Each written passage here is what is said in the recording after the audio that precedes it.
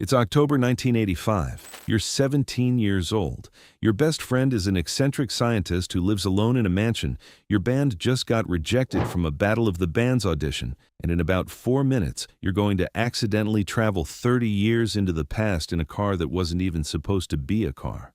Back to the Future didn't just become a movie. It became a piece of the furniture of childhood, the thing you quote without thinking, the plot holes you still argue about at dinner. And the story behind it is just as wild as the story inside it. Stay with us until number 1, because the man who built the most famous movie car in history watched this film from behind bars, and what he did next, almost nobody knows.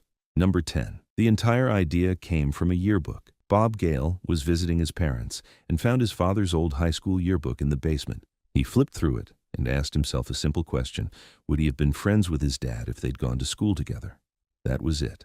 That single idle thought became the entire engine of the film. He called his writing partner Robert Zemeckis. They built the story around 3 ideas. A kid goes back in time, meets his parents as teenagers, and his mother falls in love with him. Everything else, the DeLorean, the lightning, the clock tower, everything grew from one afternoon in a basement with a dusty old yearbook. Number 9. The time machine was going to be a refrigerator.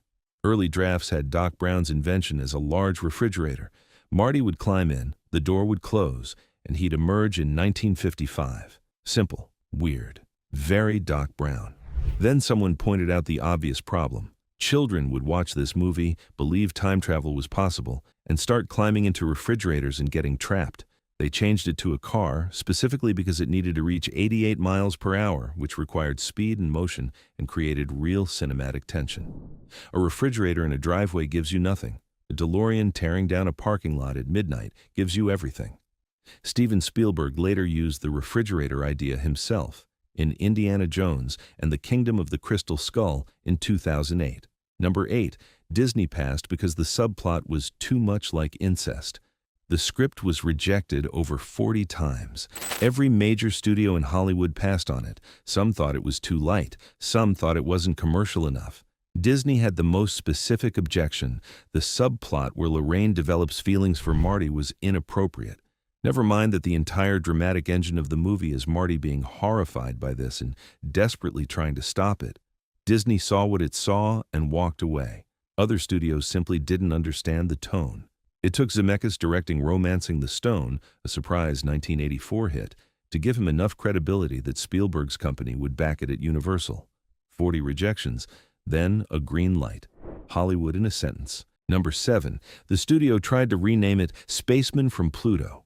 Universal executive Sid Sheinberg did not like the title Back to the Future.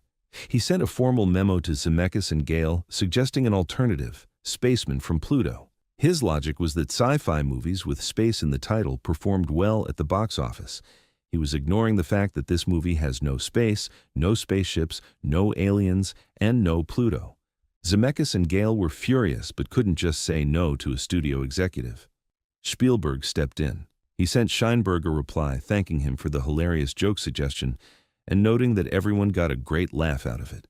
The memo was so politely worded that Sheinberg could either admit he was serious and look foolish or accept the implication that it was a joke and drop it. He dropped it. Spaceman from Pluto was never spoken of again. Number 6. Crispin Glover refused to come back for Part 2 and paid for it for years. Crispin Glover, who played George McFly, had serious creative objections to the ending of the original film. He thought the moral was wrong, that Marty's reward shouldn't be a nicer car and a wealthier family, that love should be the thing that changes, not material possessions. He and Zemeckis argued about it. Zemeckis got very angry. Glover did not return for Part 2. The production recast the role, used prosthetics to approximate Glover's likeness, and shot new scenes. Glover found out, sued the studio for using his face without permission, received a settlement, and spent the next decade largely frozen out of major Hollywood productions. He wasn't wrong about the ending. The career cost was real regardless. Number 5. Eric Stoltz was Marty McFly for 5 weeks. Nobody laughed once. Michael J. Fox was the first choice from day one, but Fox was locked into family ties and NBC refused to release him. So Zemeckis cast Eric Stoltz, a legitimately gifted dramatic actor who had just come off Mask, and started filming. The problem was immediate and irrecoverable. Stoltz was method acting his way through a comedy about time travel and skateboarding. He stayed in character between takes. He brought the emotional weight of a Scorsese film to scenes that needed a guy who thinks Darth Vader is a real name. By the time Zemeckis admitted they had to stop, 5 weeks of footage and $3 million were gone. They went back to Fox, who agreed to do both projects simultaneously. Family Ties during the day, Back to the Future at night. For months, Fox averaged 1 to 2 hours of sleep per night. He did it anyway. Number 4, Fox was sleeping 1 hour a night and nobody knew. This is the part people don't fully register. Michael J. Fox was not just doing 2 jobs at the same time. He was doing them back-to-back every single day for months on 1 to 2 hours of sleep. The day shots for Back to the Future were filmed on weekends. The night shoots ran until dawn. Then he drove to the Family Ties set, then back. The cast and crew described him as operating on pure adrenaline and refusing to let anyone see him struggling. The film doesn't look like the work of a person running on fumes because Fox wouldn't let it. Number 3. The most invisible detail in the movie is also the most perfect. At the start of the film, the location is called Twin Pines Mall. When Marty lands in 1955, he accidentally destroys one of Old Man Peabody's pine trees while reversing the DeLorean. At the end of the film, when Marty returns to 1985, the mall sign has changed. It now reads Lone Pine Mall. One pine tree, destroyed 30 years in the past, quietly altered the name of a shopping mall in the present.